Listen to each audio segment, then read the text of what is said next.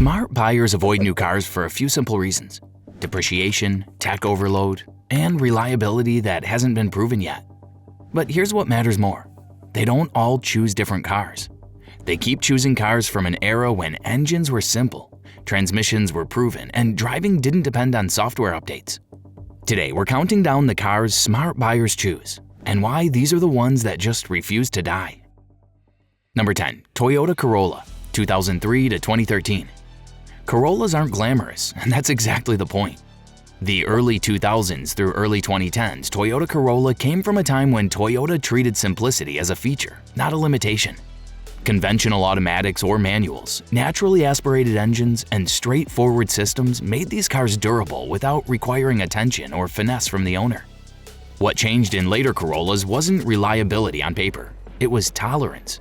As CVTs became standard and electronics became more tightly integrated, newer Corollas demanded stricter maintenance and became far less forgiving of neglect. Small problems started to cascade instead of staying small. That's why buyers who just want predictable transportation often seek out these older models instead. They start every morning, keep doing the same job year after year, and never ask to be managed. When a car simply stays out of your way, replacing it starts to feel unnecessary.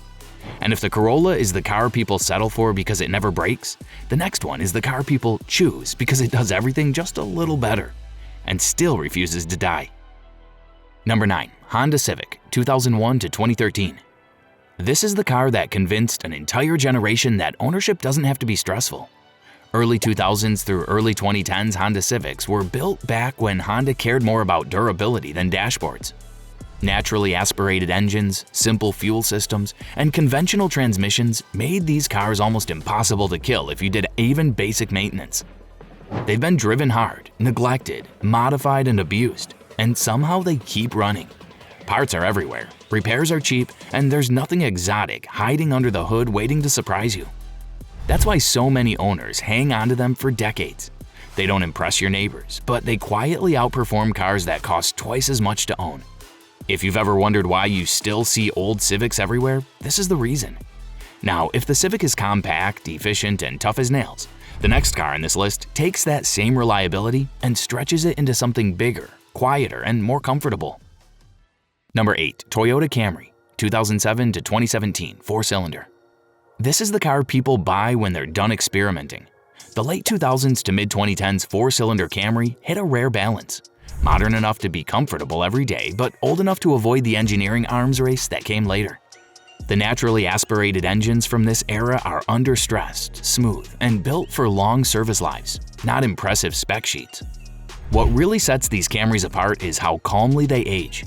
They don't develop strange quirks, they don't ask for constant attention. They just keep doing the same job year after year, whether they're commuting, road tripping, or being handed down within a family. There's a reason so many of them quietly pass 200,000 miles without ceremony. For buyers who want a car that disappears into the background of life, this is exactly the point. If the Camry is about quiet competence and everyday comfort, the next car takes that same philosophy and adds size, space, and long-distance confidence without turning ownership into a full-time hobby. Number 7. Honda Accord, 2008 to 2012, 4-cylinder. This is the point on the list where cars stop feeling basic and start feeling right.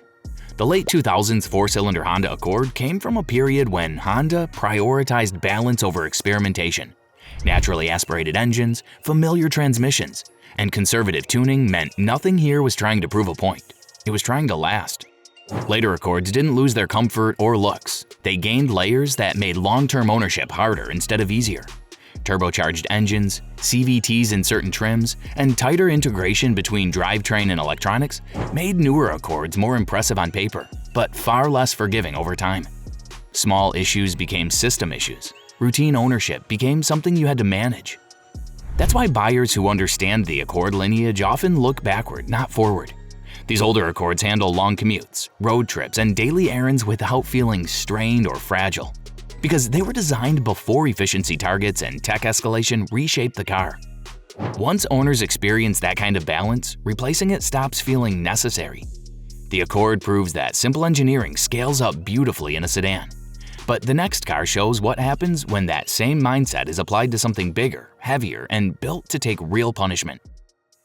Number 6. Buick 3.8-liter cars, late 1990s to mid-2000s.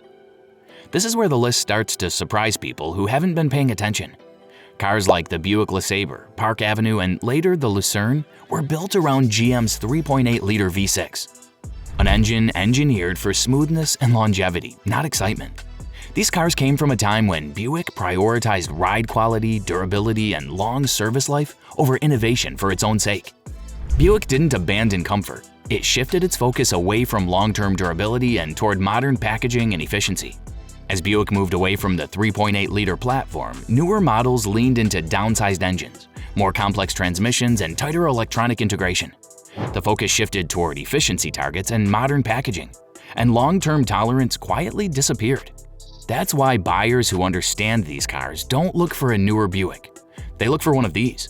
The older LeSabres, Park Avenues, and Lucernes live easy lives. Soft suspension, relaxed tuning, and nothing operating at the edge of its limits. They don't impress, but they endure. And that's exactly why so many of them are still around, owned by people who never planned to keep a car this long. It simply never gave them a reason to replace it. If these Buicks prove that durability doesn't have to be exciting, the next car takes that same old-school mindset and applies it to something even more overbuilt and far less subtle. Number 5. Ford Crown Victoria/Mercury Grand Marquis, 2003 to 2011. This is the point on the list where durability stops being subtle. The Ford Crown Victoria and Mercury Grand Marquis came from the final years of Ford's Panther platform. Full body-on-frame construction paired with a long-running 4.6-liter V8. That platform was deliberately conservative, overbuilt, and designed to survive constant use without drama. What matters is what happened after these cars disappeared. When Ford retired the Crown Vic, it didn't replace it with a newer, improved version. It replaced it with lighter unibody sedans and crossovers, turbocharged engines, electronic steering, and far more tightly integrated systems. The focus shifted from longevity to efficiency targets, safety tech packaging, and short ownership cycles. That's why buyers who want this kind of durability don't upgrade, they go backward. The older Crown Vic and Grand Marquis do exactly what their replacements no longer try to do: absorb miles, abuse, and neglect without escalating costs. They aren't efficient, they aren't modern, but they were the last version of this idea. And that's why people who understand them don't move on. Number 4. Toyota Tacoma, 2005 to 2015. This is where the list stops being about comfort and starts being about survivability. The mid-2000s to mid-2010s Toyota Tacoma came from a period when Toyota still built the truck as a long-term tool first. Naturally aspirated engines, conservative tuning, and simple drivetrains made these trucks durable in a way that didn't depend on careful management or constant monitoring.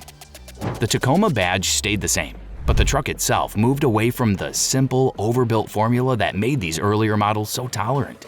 Newer generations added turbocharged engines, more complex transmissions, heavier electronics integration, and systems designed around efficiency and compliance rather than tolerance. On paper, they're better. In long-term ownership, they're far less forgiving. That's why buyers who actually use their trucks don't upgrade within the Tacoma lineup. They seek out these older models instead. The 2005 to 2015 Tacomas shrug off bad roads, heavy use, missed maintenance, and long idle periods in a way newer Tacomas simply aren't designed to. And that's exactly why they hold value so stubbornly. Not because they're trendy, but because owners who understand the difference don't let them go. Number 3. Toyota 4Runner, 2003 to 2015. This is one of the few SUVs on the list for a reason. The Toyota 4Runner from the mid-2000s into the mid-2010s came from a period when Toyota treated it as a long-term utility vehicle first. Body-on-frame construction, proven naturally aspirated engines, and conservative drivetrains gave these trucks durability without asking owners to think about it. Newer 4Runners didn't become less capable. They became more dependent on systems that didn't age as gracefully. Newer generations added more electronics, tighter integration between systems, and far more dependency on sensors and modules that keep everything operating smoothly. On paper, they're more advanced. Over time, they're far less forgiving. That's why buyers who actually use these vehicles tend to seek out the older ones. The earlier 4Runners tolerate heat, cold, rough rocks, and long ownership cycles without slowly unraveling. They don't just last. They stay usable, even as the miles pile up. So far, the list has leaned practical and rugged. The next pick surprises people because it proves that long-term reliability doesn't disappear just because a car feels more refined. Number 2. Lexus ES/Lexus RX, 2004 to 2014. This is where the list quietly challenges a common assumption. Cars like the Lexus ES and Lexus RX from this era show that reliability doesn't end when comfort and refinement enter the picture. These vehicles were built when Lexus focused on isolation, smoothness, and longevity, not experimental tech or aggressive redesigns. Underneath the quieter cabins and softer suspensions are familiar Toyota-based engines and transmissions that were already well understood by the time these models hit their stride. Nothing here was rushed, nothing was chasing novelty.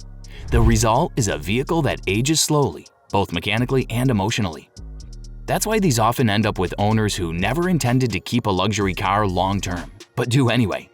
Once the stress is gone, the desire to upgrade fades. At this point, a pattern should be obvious, and the number 1 car on this list doesn't just fit that pattern. It explains why all the others exist here in the first place. Number 1. Any well-maintained car from the 2003 to 2010 era. This is the moment where the list stops being about brands and starts being about timing. The early to late 2000s were a rare overlap in automotive history. Safety had improved, fuel injection was mature, manufacturing quality was high. But the explosion of screens, sensors, subscriptions, and software-locked components hadn't arrived yet. Cars from this era were modern enough to be comfortable, but simple enough to survive long ownership. That's why so many different models from this era keep showing up in the comments. Corollas, Civics, Camrys, Accords, Pilots, 4Runners, even old vans and sedans people never planned to keep forever. It's not coincidence, it's convergence. Smart buyers don't hunt for perfection, they hunt for the last version before everything changed. And once you recognize that window, the list stops feeling like opinion and starts feeling obvious. That's why the smartest car often isn't a specific model at all. It's a car from the moment automakers were still building vehicles to be kept, not replaced. Before we wrap up, a few honorable mentions kept showing up for the same reason. Owners buy them once, then never let them go. Chevy Astro/GMC Safari vans. These vans come from a time when utility vehicles were built like equipment, not lifestyle accessories. Rear-wheel drive, simple V6 engines, and heavy-duty components made them shockingly tolerant of abuse. They aren't refined and they don't pretend to be, but they keep moving long after newer vans would have tapped out. Older Duramax diesel trucks, pre-emissions era. Before modern emissions systems took over, early Duramax trucks earned a reputation for durability and torque without constant intervention. Owners who maintain them properly often keep them for decades. They aren't cheap to buy anymore, but for the right owner, they still make long-term sense. Manual transmission compacts, early to mid-2000s. Cars like older Focuses, Civics, and Corollas with manual transmissions avoid many of the automatic failures that ended later generations. When paired with simple engines, these setups last far longer than most people expect, especially for owners comfortable doing basic upkeep themselves. One-owner cars with full service history. Sometimes the smartest pick isn't a model at all. A single-owner car that's been maintained consistently often outlasts something newer with unknown history. Clean records, conservative use, and regular service can matter more than the badge on the hood. When you zoom out, this list isn't really about cars.